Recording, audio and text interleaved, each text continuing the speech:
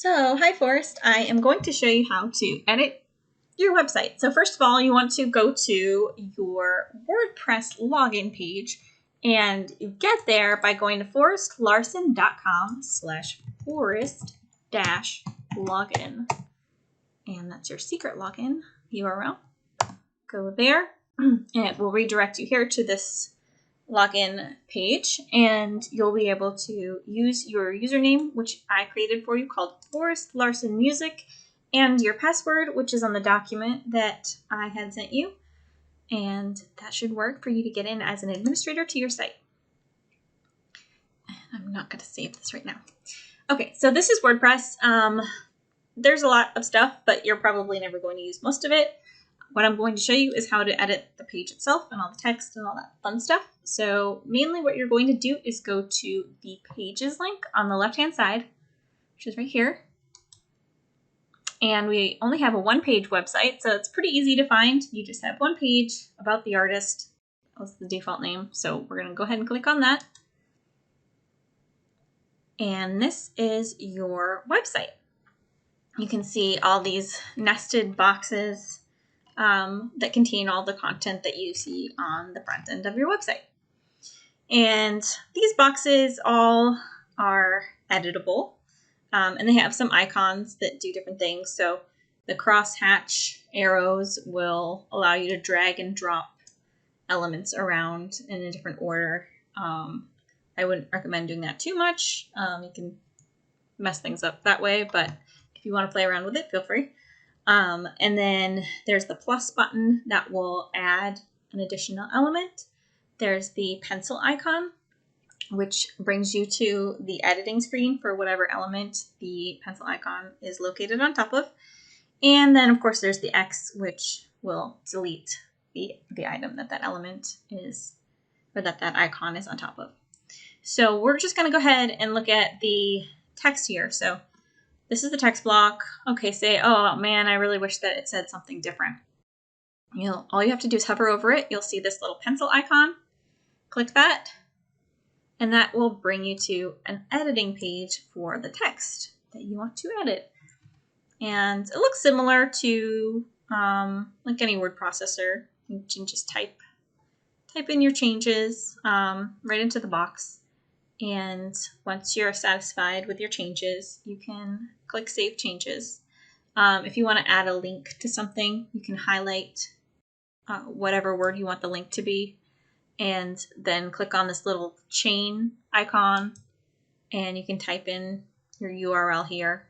Click this blue button, and that will turn that text into a link. So that's pretty straightforward. You just change your text. And then when you're done with that, click Save Changes. Now, clicking Save Changes there doesn't actually change the page itself.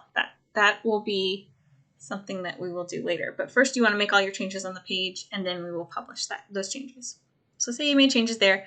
You might want to change your heading to something else. Right now, it just says Forrest Larson. This is the font size. There's a lot of options in here that I have set up to make it look the way that it does. You're welcome to play with that, but just know that's going to change how the content looks. So I'm going to close that. So it's pretty much the same for every element. All you would do to edit something is click the pencil icon and then change whatever you need to change and click Save Changes, or close if you don't want to save the changes. And then for the image, it's the same thing. Here's your image of your portrait here. I'm going to click the pencil icon above that, and you'll see your image here. If you click the little red X on it, that'll take that away. So that image is now gone. Oh, no, the image is gone, but you can get it back by clicking the green plus button, and that's how you add an image. And it automatically will bring up this dialog box here where you'll be able to either drag files in here for new images, or you can select a file from your computer by clicking Select File. But you can also go to the media library, which is at the top left here. And this is everything that's already been uploaded to your website. So if you want to reuse a photo somewhere else, you don't have to re-upload it. And I'm just going to select your photo again, say set image. And now we're back to where we started. So again, there's a lot of options here. This is all the things that I've set up for how it looks, but you know, this is your website, so feel free to play with it if you'd like. So I'm not going to save these changes now, but so that's basically how you edit anything, and it's the same for your text for, you know, your composer section, electronic musician, the contact buttons here are their own sort of element, but you can change the text on those. Everything's editable. It's pretty self-explanatory, and that's pretty much how you edit everything. And then once you've made your changes and you're like, okay, I'm ready to push this to the live site. First, you can click Preview Changes. I didn't make any changes, so this won't actually look any different. But clicking that button will show you your website with whatever changes you just made, but it won't be published yet. So people who visit the site won't actually see those changes. And if you do that and you say, okay, well, good, that's exactly how I want it to be. So good, that's what I want to publish. Then you want to make sure you click this blue update button on the top right. And that's really important because if you leave this page and you don't click that update button, then all your changes are not going to be saved.